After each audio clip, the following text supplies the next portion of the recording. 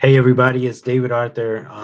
It's Refined with David Arthur. So I wanted to pick up this week where we left off last week, which was with the overhauling of straight America.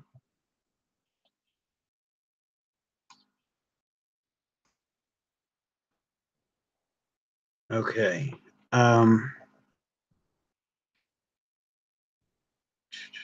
The overhauling of straight America. I'm sorry. This must-read article, originally published in Guide magazine in 1987, it lays out the agenda, the whole propaganda of the LGBT movement. Now, in this article, it tells you that the first order of business is to desensitize the American public concerning gays and gay rights. And then, at least in the beginning, that's what they're seeking, is desensitization and nothing more, because they cannot expect a full appreciation or understanding of their deviant sexual behavior. So the first thing was to talk about gays and gayness as loudly and often as possible. Remember, this is 1987. So as you can see that this agenda has been fulfilled. There's no doubt about it. Number two was portray gays as victims, not as aggressive challengers. And they also had in their notes that NAMBLA, which is the North American Man-Boy Love Association, must play no part at all in such a campaign because suspected child molesters will never look like victims. Okay, NAMBLA is one of the LGBT's biggest groups, which is the North American Man-Boy Love Association, pedophile association. Number three was give protectors a just cause. So they feel that some people are protectors by nature. And so by nature, some people will come to their rescue if they act like victims. Number four, make gays look good. And then that's where we left off. And so number five was make the victimizers look bad. At a later stage of their campaign for gay rights, long after other gay ads have become commonplace, it will then be time to get tough with remaining opponents. To be blunt, they must be vilified. This will be all the more necessary because by that time the entrenched enemy, which would be us, will have quadrupled its output of vitriol and disinformation. Our goal here is twofold. First, we seek to replace the mainstream's self-righteous pride about its homophobia with shame and guilt. So what their goal was and what they've done is replace the self-righteous pride about homophobia with shame and guilt. The next thing was that they intended to make the anti-gays look so nasty that average Americans will want to dissociate themselves from such types. And so there's so many people within the body of Christ, within the Christian community, that they are so split that that's exactly what they've done. They've actually accomplished that they've made Christians look so hateful.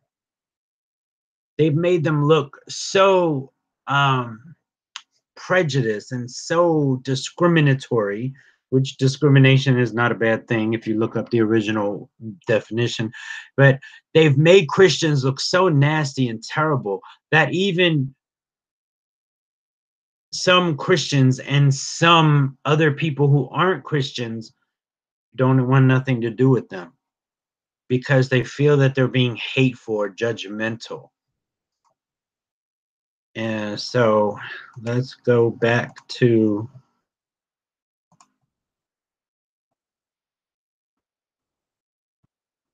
and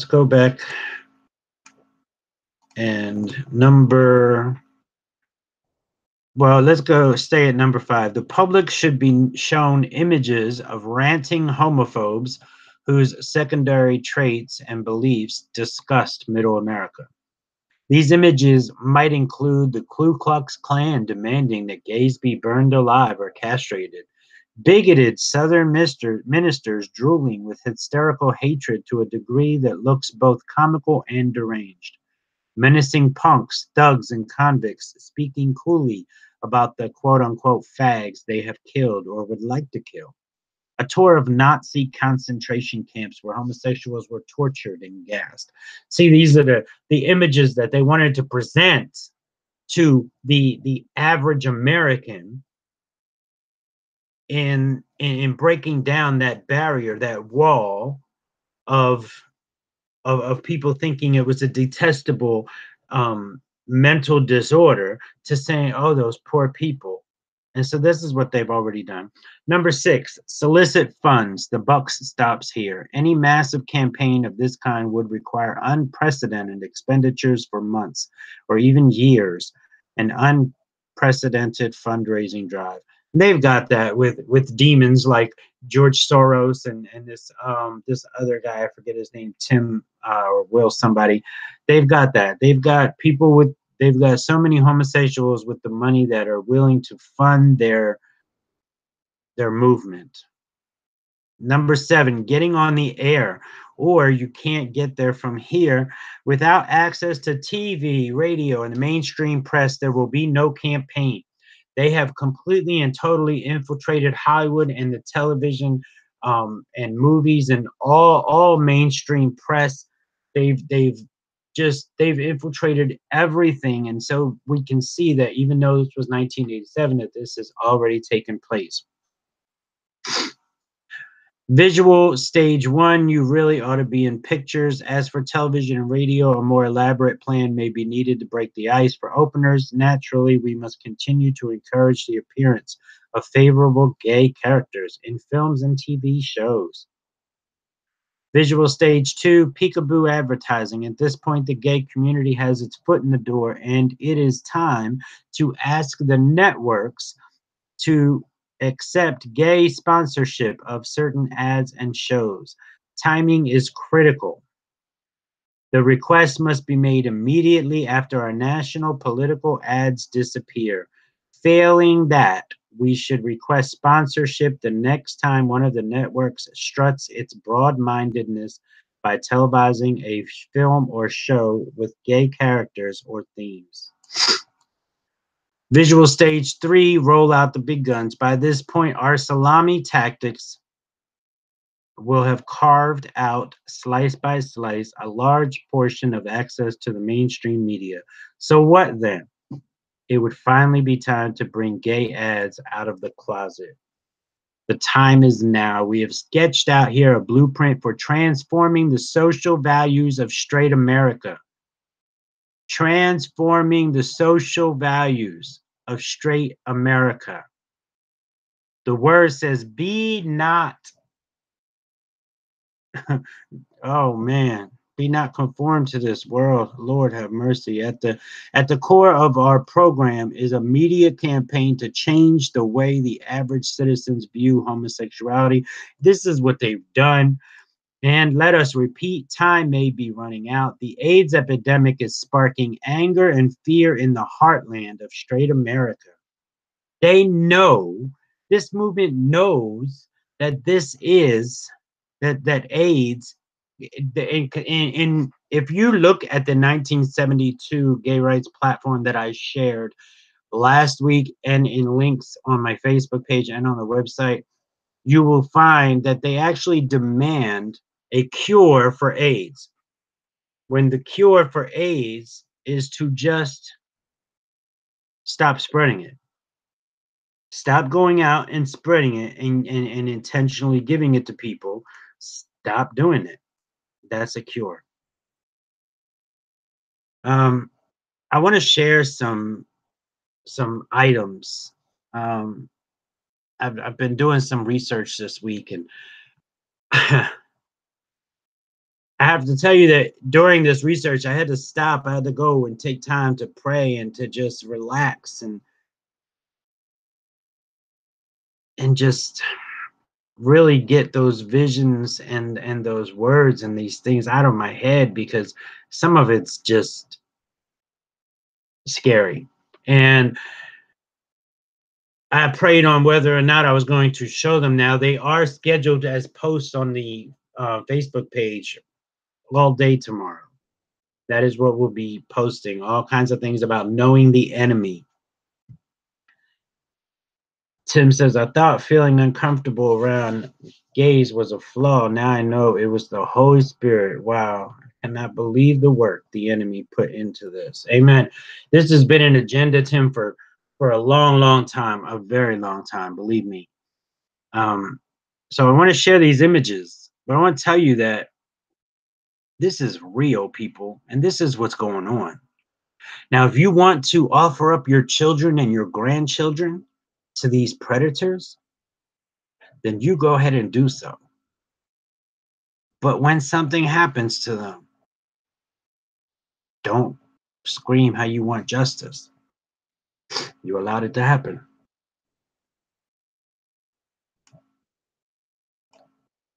And now, first, what I'm going to share with you. Okay, I just wanted to make sure it was there. Is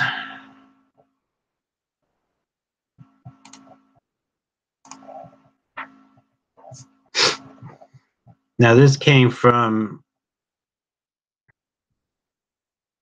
is it?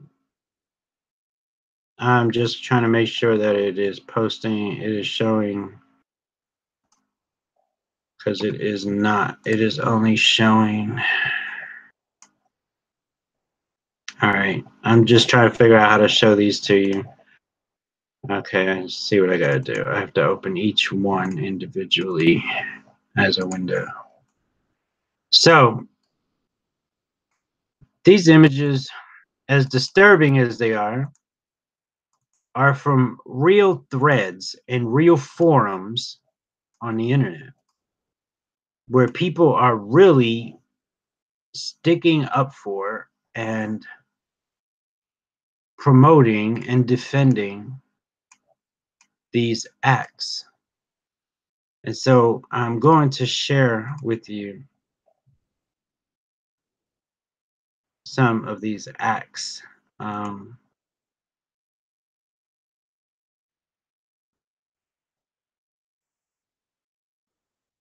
If I can get them to come up. I think I have to stop sharing first. Yeah, okay. So,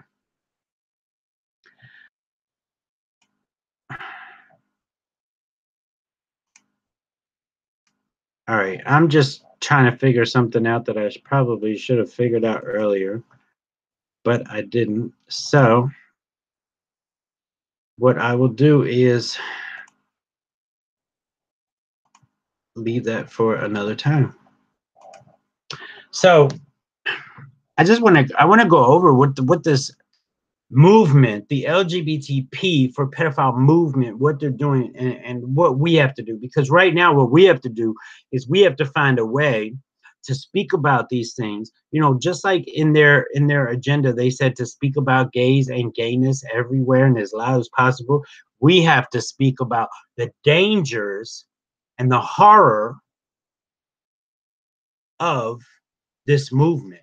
We have to speak about what the public needs to know and what they need to hear from us is that they should be frightened. They should be disturbed, not only by the perversion of homosexuality itself, but also by the facts that this movement, that just the LGBT movement, is one and the same with the pedophile movement.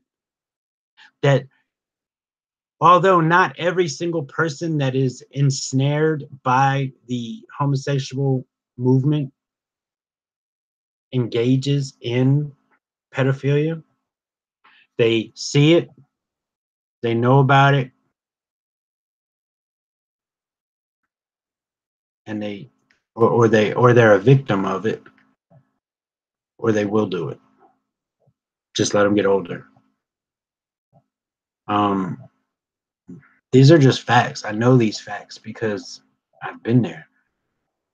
because I was molested into that movement, what the LGBTP movement calls recruited, because I was a recruited, and because I did become a recruiter. And so yes, and then I molested boys and teenagers and men into that movement, because that was my mission.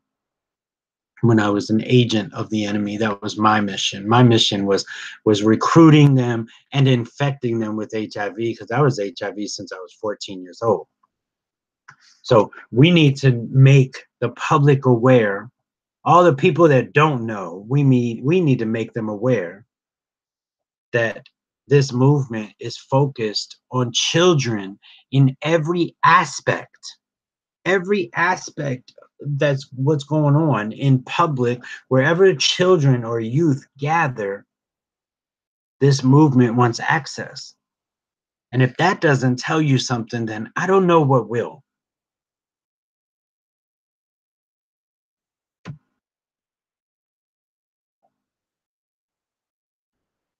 Well, exactly, Tim. Tim says, sounds like their intent is to teach that to be gay is the goal, not the intent, or not the intent that the Lord has at all. And that's exactly what they're doing. They see, the thing about it right now, the reason that it is so much more dangerous now than it has been, is because, see, I had to be recruited into it. The generations when I was growing up, I had to recruit them into it. But nowadays, you don't have to be recruited into it, because you can go to school and be taught that that's what you are. You can go to school and get brainwashed by homosexual teachers or LGBT allies. And let me just say this: if you consider yourself an ally of the LGBT, then you better consider yourself an enemy of God, because that is what you are. You are an enemy of God if you think that you are an ally of the LGBT. And so let's just make sure that that is understood uh, quick and in a hurry, because that is exactly what you are. I wanted to go to the first and last line of the homosexual manifesto, because I've already covered this, but I just want to go to the first and the last lines, just a couple lines actually. We shall sodomize your sons, emblems of your feeble masculinity, of your shallow dreams and vulgar lies. We shall seduce them. And then it goes on to say, in your schools and dormitories, blah, blah, blah. If you dare cry faggot, fairy, queer at us, we will stab you in your cowardly hearts and defile your dead, puny bodies. This is the LGBT movement's agenda that they put out. They wrote this, they put it out there. This is their agenda. And this was 1987. One of the major requirements for a position of power in the new society of homoeroticism will be indulgence in the Greek passion. Any man contaminated with heterosexual lust will be automatically barred from a position of influence. All males who insist on remaining stupidly heterosexual will be tried in homosexual courts of justice and will become invisible men. The last line says, tremble, hetero swine, when we appear before you without our masks. Do you see that what that says? Tremble, hetero swine, when we appear before you without our masks. I wonder actually how many of them actually realize that they are heterosexual. I wonder how many of them realize that they are heterosexual. Mm. You see, the reason, if we go to the 1828 Webster's Dictionary and we look up heterosexual, there was no such word. We look up homosexual, there was no such word. There was no word for pedophile either. It actually asks, "Did you mean pitiful?" Go figure. Um, but there was no such words, and the reason is because Webster was a Christian, and he put that dictionary together as a Christian man. And heterosexuality was the only sexual orientation. And I shouldn't say was, because it still is the only sexual orientation. There's only one sexual orientation, and that's heterosexuality. Because God created it. It's the absolute only orientation that he created, and it's the only one that he sees in his in God's eyes. There's only one. And so there should only be one to us as well. So heterosexuality is defined from the very beginning of creation. One man and one woman. That's heterosexuality in its very definition, in its essence. That's heterosexuality. So that's why there is no word for heterosexuality. That's why heterosexual isn't mentioned anywhere in the Bible, because it is God's only intent of design. There is no other way, there is no other intent, there was no other design. One male and one female. That's it. And for everybody that likes to say, oh, well, it's just part of nature, animals do it all the time. I'm not an animal. You're not an animal. You're a human being. That's not an animal. And animals, they don't have any consequences of sin. They don't even have sin. They don't even know what sin is. So, but homosexual is in the Bible, right? What else is in the Bible? Murder, lying, cheating, thieving, sin. So sin is in the Bible. Sin gives us, the Bible tells us all about sin.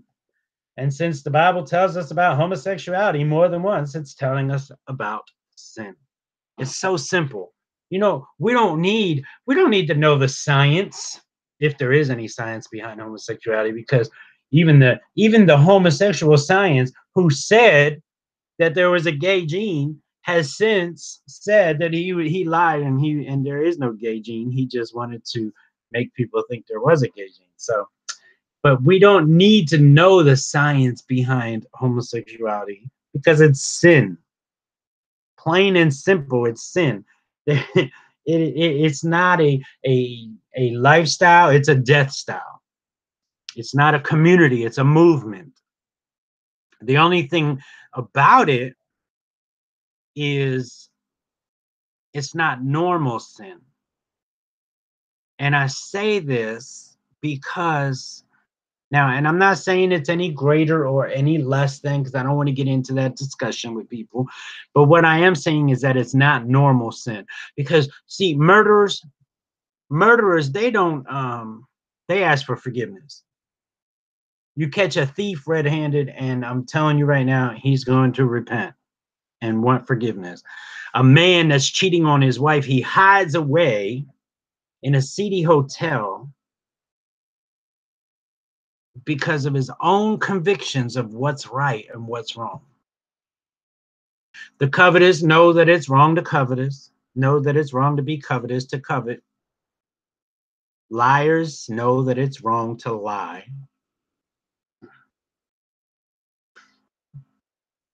But homosexuals, and let me say this, when I say homosexual, I mean the whole spectrum. The L for lesbian, the G for gay, the B, bisexuality doesn't exist, so that doesn't matter. And the T for transgenderism, that's all homosexuality. Okay? If you fall into that, if you were born a man and you lay with a man, you're guilty of homosexuality. If you're born a woman and you lay with a woman, you're guilty of homosexuality. If you're born a man and you feel like you shoulda, coulda, woulda, wanna be, can pay to be, or you want to be, or you look like a woman, you're still a man. And if you lay with a man, you're guilty of the sin of homosexuality. Plain and simple. And if you're born a man and you lay with a woman outside of wedlock, then you're guilty of the sin of fornication, and in some cases, adultery. Now, Now that I lost my whole train of thought, um, and don't know what I was saying.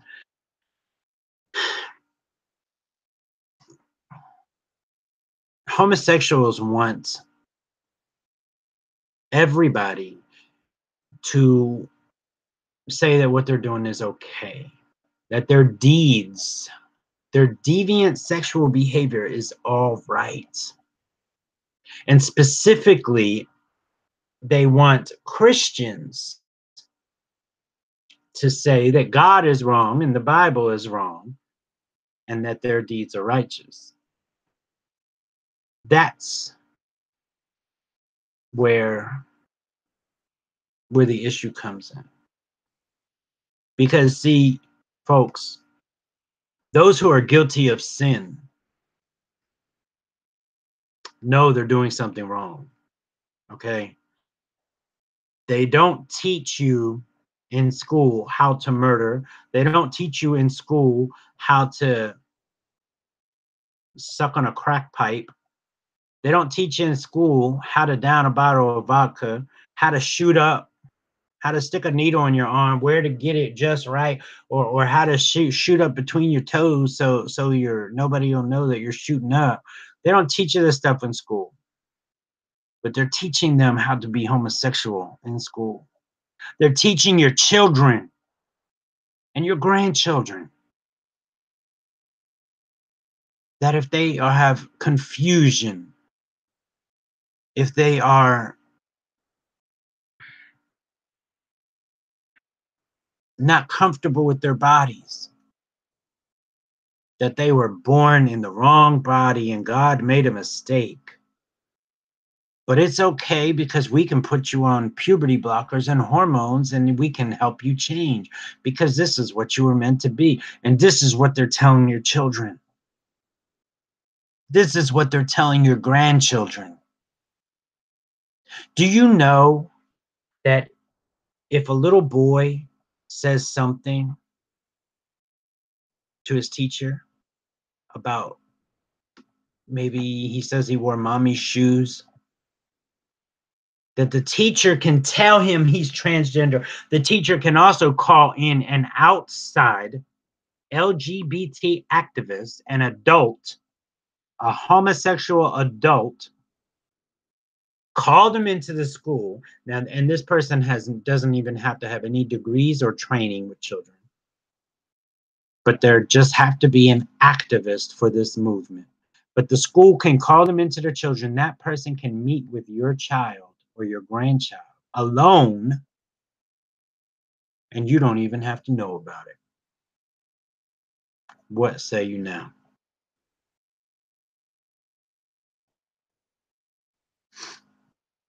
You don't even have to know about it. And then if you do find out about it and you put up a big stink, then you can be held legally liable because then it becomes a hate crime.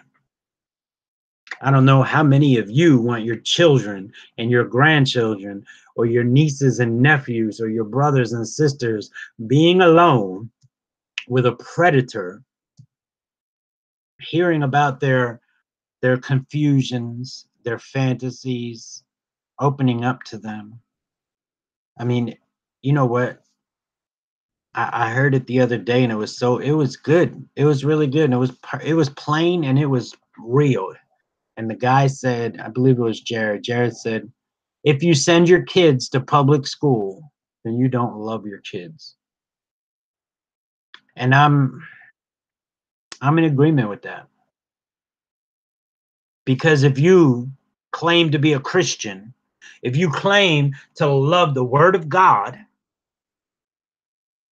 then you want your child brought up learning the word of God and not evolution and not uh, about Islam and not about Muhammad and not about the LGBT movement and not about why Johnny has two daddies and Sally has two mommies and why Mary Ann was Mark last week and now Mark is Mary Ann. Your child don't need to know all that. Don't even need to be present because that's why you can homeschool. And there are Christian groups that have homeschooling available. I just thought I'd throw that out there.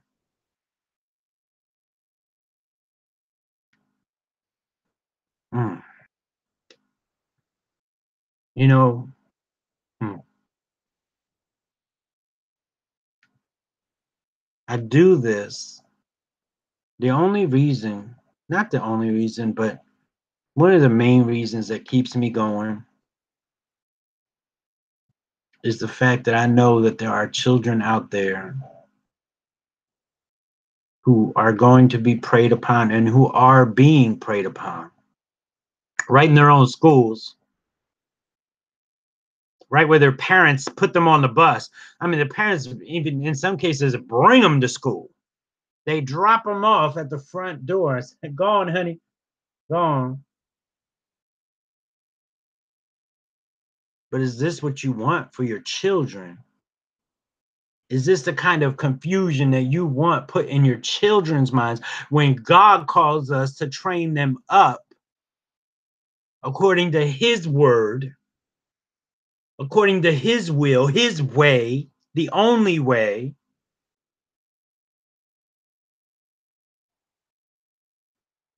But it's more convenient for us to just let them go get on the bus and go to school, right?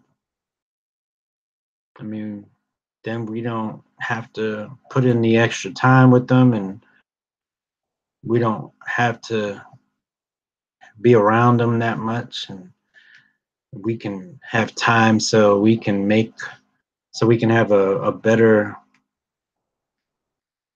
we want to have five vehicles in our driveway, so we got to pay on all of them, right? We want to have got to get the boat, got to have the camp, got to have a condo down here. We gotta have all these different things. We gotta have a career, right? We have to make sure that we're at the top. Mm-mm. All you're doing is sacrificing your children, and you're sacrificing them right into the hands of this movement. This movement is so dangerous. I wish I could pull these pictures up and show you these pictures.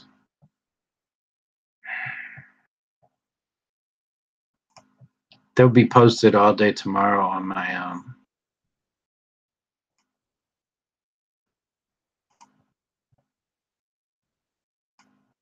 I don't know if you can see it.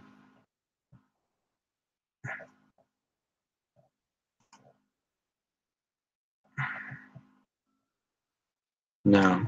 I guess I'm gonna have to figure that out. But all day tomorrow on the Facebook ministry page, on I Belong Amen Ministries page, will be posted all kinds of posts and things that I found online. Doctors defending pedophilia, calling it pedosexuality. And in one instant, the doctor actually blames, the doctor actually blames, he says that kids that a child that has a child adult relationship. Oh, how did he put it? A child that has an adult child relationship and then has traumatic um, repercussions, doesn't have the trauma or the depression, and isn't in need of counseling because of the relationship. It's there, they have the trauma because society looks down on child adult relationships. I mean, these are some of the things that people are out there saying and defending and putting out there, because they are trying, just like the homosexuals started in 1972 desensitizing America to homosexuality. Look at where we are. The way that most people right now see pedophilia is the way that most people saw homosexuality in 1972. How long is it going to take for pedophilia to become legal? You already have people out there right now that are defending it. They're changing it from pedophilia to pedosexual. In 2013, the American Psychiatric Association, the APA, their medical book, they changed the definition of pedophile from a mental disorder to a child adult relationship. In 1972, they changed the meaning, the definition of homosexual from a mental disorder to a sexual orientation. So it's been 45 years. That's the year I was born too, Tim. So it's been 45 years is all it took for homosexuality to be what it is now. And what it is now is after your children. What it is now, it's in your classrooms. It's in your clinics. It's in your pediatrician's office. It's in the mall, in the arcade. It's even in some of these buildings that call themselves churches. I mean, I actually I don't even want to go there because it makes me it really makes me sick to think about it. But there are homosexual buildings that call themselves gay churches. There's a couple right down the road from me, and a couple more right in Ellsworth. I mean, I'm tired of people looking at what's wrong with telling the truth and what's wrong for standing up for the word of God and saying, well, who am I to judge? Well, if you call yourself a Christian, then you better judge, and you better do so righteously, and you better judge right from wrong, because while you're not judging, you're not going to hand your kid a beer, you won't hand your kid a joint, you won't hand your kid a needle and a bag of dope, but you'll hand your kid over to the to predators in school, or you'll allow your kid to decide that they want to be the opposite sex, that they can change their gender. You can't change your gender. God don't make any mistakes. Okay, if your child was born a male, that's what he's supposed to be. If your child was born a female, that's what she's supposed to be. You ain't changing nothing. Even those who go through with this sexual reassignment surgery, even them, they're not happy. They're not pleased. They're miserable. I knew a couple of them when I lived in that world. When I was transgender, I was sitting on a beach, Coney Island, in New York City. I lived in New York City for probably like a half a year, and I was sitting on the beach, Coney Island. There were a bunch of homosexuals and transgenders. We all went down together, but there was two that had the whole operation sitting on the blanket, and I was about a month or so away from being castrated, because that's the first step. Now, I was on hormones for many years, but once you get castrated, then you don't produce any more testosterone, and that's when they know you're serious. So I was maybe a month or two away from being castrated, and I was sitting on the blanket with them, and the one looked at me, and he said, and I don't say he to make fun or to poke. I say he because he was born a male. It doesn't matter what he did. Is his outie became an innie, and guess what? He's still a male. So I'm sitting on the blanket with them, and the one says to me, Paige, don't ever do this. I said, don't. Why? And he looked at me and he said, all my life I have tried to find joy All my life, I tried to find happiness, and I thought that I was going to find it in becoming a woman. And now that I am legally and medically and technically a woman, I'm more miserable and more depressed than ever before. And I just want my life to end. So I looked at the other one and I said, well, what do you think about it? And he said, listen, because that's the truth. Don't do it. Don't go get castrated. Don't do it to yourself. You'll have to find happiness somewhere else. And I was like, whoa, that blew my mind. You know, but now I know that God did use them, that God that through them I was able to know the truth and not go get castrated a month later, you know. And so they were used. They didn't even know they were being used, but they were being used. I mean, how amazing is that? Lindell, how are you, brother? Good evening. I'm doing. You know, good, good. Mm. Being so close to doing something like that was it was just too much for me. It was it was a lot. You know, I was planning on being castrated. I mean, I had been on hormones since I was 14 years old. I had breasts, you know, I mean, I don't even know how many people actually know who I really was, but I sure can show you who I was. And I tell you what, there is, I know that God had, you know, a lot of people say, oh, God don't know you when you're in sin. That's a lie. That is a lie from the pits of hell. I know that God had his thumb on me because I could have easily been one of those confused people that went and got the entire operation and then was more miserable than ever before. I could have easily been one of them, without a doubt.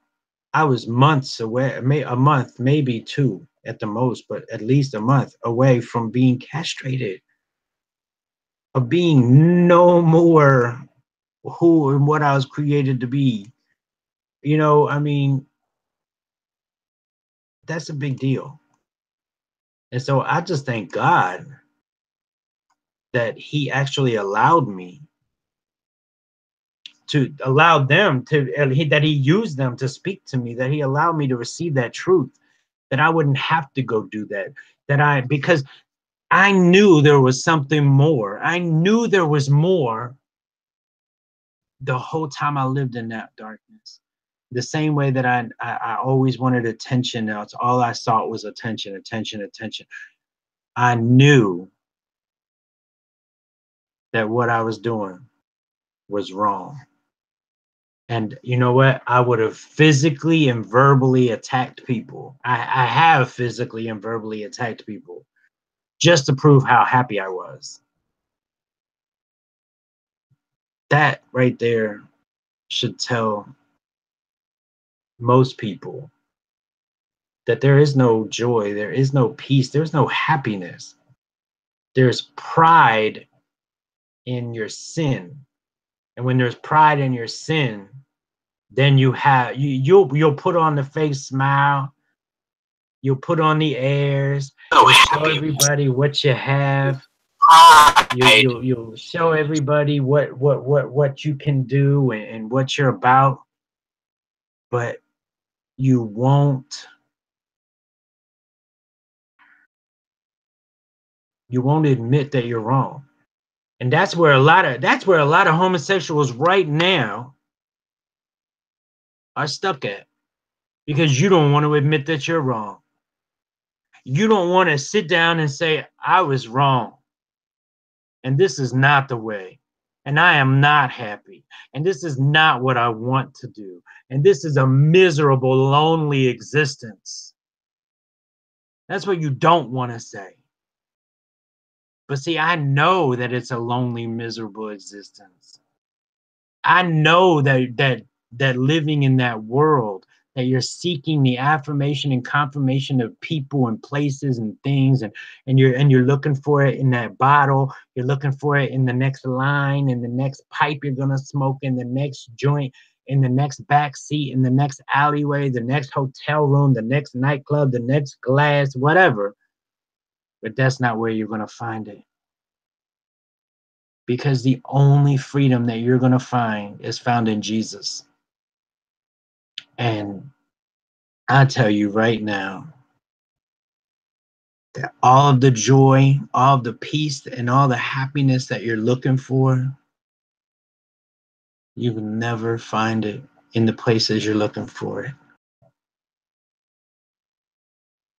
But once you do find, once you are introduced to Jesus, I'm telling you, you can have that peace, you can have that joy. But look, I don't want to. I just talked for like 45 minutes because nobody else was here. That Tim's mic ain't working. So somebody please jump in.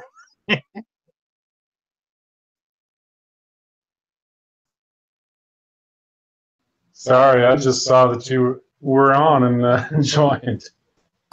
But you are right. It seems to be one of man's biggest sins is pride. It's my own in my life, my own stubborn self has held me back so much. You know, it's Yeah, that's a big thing. You know, a lot of people don't understand that. I tried to explain it through a live Facebook video to this congregational church down the road that they have this big LGBT flag plastered on their building. And I tried to explain to them that this that flag doesn't stand for equality or love or anything. It stands for pride. Pride in sexual deviancy at that. But it stands for pride, and they just don't understand that. And pride is just mm, mm. And pride is everywhere. Because see, pride is in every sin, you know, in every sin, there's pride. Pride is there. It's kind of like lately we've been looking at homosexuality and how the homosexual spirit is never alone, ever. It's always accompanied by a host of other demons. And like I call it legion. I call the homosexual spirit legion because it's always the perversion, pedophilia. It could be the effeminate spirit because some homosexuals don't have the effeminate spirit. But pride is there. You know, there's like a slew of things, and I'm like, golly, what is going on? Hey, David. And yes. Anger and violence also come in that, do they not? Oh, absolutely. That's what we were just talking about that before you came in. I said that I would have physically, or I have physically and verbally attacked people just to prove how happy I was, you know? So yeah, anger, violence. Yeah, there's like a whole list of them. And then the other day, when we were on, Coach Dave and Chad and them were talking about how some like spirits that attach themselves to you or present, and you don't even know they're there sometimes until they really present themselves. Well, when that was all being said, I prayed. I was like, Lord, please, if there's anything that is attached to me or around me, please let it reveal its ugly face so I know that it's there. And then I was driving into town and I saw this guy walking down the street. And when I looked at him, I saw him as prey. And it hit me. Now, I mean, not like I was not, you know, I wasn't lusting or anything like that. I wasn't even in that frame of mind. I was actually trying to figure out why I even thought about it. But then I started thinking there's a predator spirit or something in that nature, like some kind of predatory or predator spirit that exists, because even being a predator at one time, of which I was, I never recognized it as a spirit. Well, I wouldn't have recognized it because I didn't recognize nothing I was doing. But even in the last 8 years, I never thought about it like that. I wonder if pride hid that predatory spirit from me. Mm. You know, I wonder, because I immediately actually made a little video clip and sent it to a couple people, just to put it out there, you know, because I was like, wow. And then it was, the way everything happened that day was phenomenal, like scary kind of phenomenal, but encouraging, because I came home planning on getting onto my lap. I took my laptop from the kitchen table, put it on my desk, and opened it up, and I went and I was cooking turkey for my dog. So I went and got some turkey and was giving it to my dog. And then I came back in and I sat down, and I was actually eating a piece of the turkey. And I noticed that my screen was moving, and then I looked at it, and I was watching my files being opened and then moved aside real quick, and then another one opened and moved aside real methodically, not randomly, not crazily, just like with order. Wow, somebody was. And I grabbed my mouse and I was moving my mouse around, and I had no control of my mouse, of my computer, none. And so I instantly, I shut it down.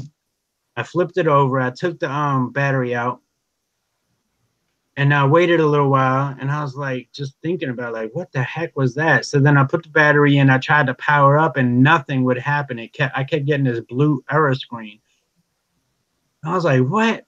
And so I texted like Jared and Mark Trump and somebody else, just to let them know what happened and what I saw. And I was like, you know, what's going on? But then I got to thinking, like, wow, I was coming home to start looking up and putting together information on this, which I had been for the past couple of weeks, just collecting information from different sites, which it's all gone now. But I was collecting information from different sites on the legion that comes with homosexuality. And now I was getting ready to add this predator spirit and start searching for it, for any evidence of it. And then that happened. I took my laptop to my tech guy, and he said, I told him what happened. He's like, wow. He's like, that just sounds too strange, David. And so he called me when he was working on my laptop, and he called me up a little while later, and he says, dude, he's like, your entire hard drive is wiped clean. He's like, wiped clean. There's absolutely nothing. He's like, I am just taking it out and putting a whole new hard drive in, because I don't even want them to have access to it. I don't even know how they wiped it completely clean. He said it looks like it's been sanitized. Wow. Military. And I was like, what? And then Mark called me and said, well, David, you should get PC-Matic. I said, really? I have PC-Matic. And he's like, and they got through that? He said, if they got through PC-Matic and they had control like that, he said, then you were targeted and they were watching you for a while. And I was just like, wow. Yeah. Yeah, I could see that you'd be getting lots of resistance in your testimony, because your testimony is so amazing, brother. I'm telling you. I've asked my church and to even put a video conference on with you, and they're very hesitant because the truth, well, they don't want it out there, you know? Yeah. You know, even the conservative churches that I've come across here in Maine, Maine is the darkest state in this country. It is the least churched state. And then I think second is Vermont. But there's even some conservative churches up in the county that they call Aroostook County, and even they have said to me, oh, David, this is fantastic. This is amazing. I think everybody needs to know that there is freedom from homosexuality, but could you just do me a favor and not call homosexuals pedophiles? because it doesn't help the cause. And I'm like, first of all, I'm not calling anybody anything. I'm telling you my story. And in my story, if the homosexuals that I had contact with were pedophiles, then hey, then they're pedophiles. Yeah, you You can't lie, know, right? yeah. If this movement wants access to children, what does that tell you? This Yeah, movement has actually considered, when I say LGBTP for pedophile, I always say that they've actually considered doing LGBTP for pedosexual. wow. Yeah, and now, and if you look at the Facebook ministry page tomorrow, the I Belong Amen ministry page, you'll see I have them already scheduled to be. I wanted to show them today on this show, and I just didn't know how to pull up the pictures and show them. I know how to show windows that I pull up. I'm gonna have to practice this week with this YouTube thing, but I put tomorrow, all throughout the entire day tomorrow, like every hour on the hour, there's going to be pictures and screenshots and posts and stuff that I found online just in the last few days. Doctors defending pedosexuality. They're actually accusing the society, because society looks down on adult-child relationships. So it's society's fault that the children are traumatized after the relationship. Yeah, And I'm like, what? sounds to me like an agenda, because if there's more than one or two doctors out there progressing this sort of movement, makes you wonder if it's being pushed from higher above, so that this whole pedo gate ring thing is lesser Oh, than it really is, so to speak. You know what I mean? absolutely. You know what else? Um, it's like they say, oh, Pizzagate, that's not real. It's very real. Clover Gender, it's not real, because 4chan, the website 4chan, said that Clover Gender was just a hoax. And I'm like, Clover Gender is not a hoax, people. People have been identifying as Clover Gender for many years. They call themselves Clover Gender as their children trapped in adults' bodies, because they try to find a word that society will accept. And since they didn't accept Clover Gender, so let's move on to this pedosexual nonsense. Now, because they're looking for a word that society will accept to Wow. be desensitized to the very to pedophilia. That's going to be put right before everybody's face, and it's going to be legalized. And the way it's going to happen, and just that's why it's so important that people, if you got kids and they're in school, take them out. If you Well, got children in school, take them out. It's like, why would I want, if I'm supposed to bring my children up according to to God's word, why would I force my children to go to school to listen to learn about evolution, and then come home and say there's no such thing as evolution? And then they go to school and they learn about Islam, and then they come home and I say there's no such thing as Islam. It's a cult. It's a false religion. It's garbage. And then they go to school and they're learning about the LGBT movement, and they come home and I'm going to tell them, well, it's a bad movement. You don't want them to do that. Well, mom, dad, why are you sending me to school? do that. I was just looking to this whole thing in the last year and a half, and I've been pulling my kids out of school, out of public school, and they're going to Christian school this coming year. I'm praying that that's better, but I can tell you, they're trying that LGBTQ thing up here in Canada as early as grade 4. Mm-hmm. Well, I'm gonna tell you what, Canada is the worst, because Trudeau has just sold his, I can't even say he sold his soul, he sold his backside to the LGBT, because he is just all over them. I can tell you a little story about Trudeau. My family is connected with Trudeau in ways that I don't like to admit. We had a family reunion, and me and him got into an argument, and he hid behind the two girls that were standing between us. So I don't have a lot of respect for him, and a lot of people up here in Canada, they feel the same way as I do. Oh, I know my aunt lives in Canada, and she told me Yeah. But you know, I just wanted to touch on the fact that people, you are sending your children to predators. You are handing over your children and your grandchildren. They're being preyed upon in their schools, at the doctor's office, anywhere that children gather. In which it's time that we start standing up and speaking out. You know, just like in their agenda, they said that they had to speak about gays as loud and as much as possible. That's how much we got to speak about God. You know what? I love you all. Y'all have a blessed day. God bless and peace. You too, David. God bless.